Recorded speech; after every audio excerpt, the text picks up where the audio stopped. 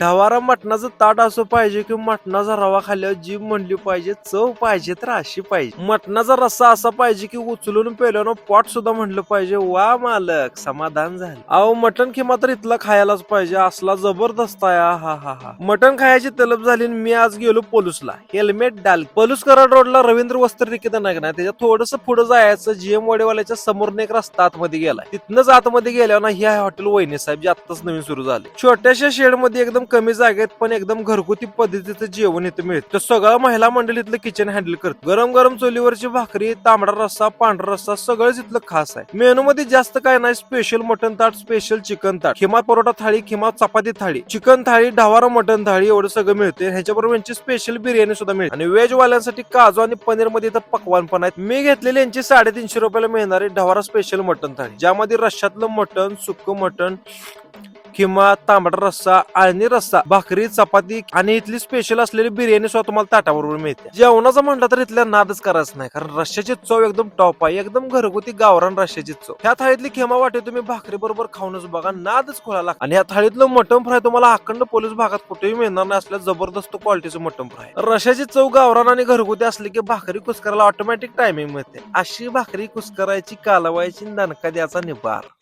Hotel वहिनी साहेब दुपारी पण चालू असते आणि संध्याकाळी पण चालू असते. पण इथलं सगळं जेवण घरगुती पद्धतीचं आहे, त्यामुळे जाताना फोन करूनच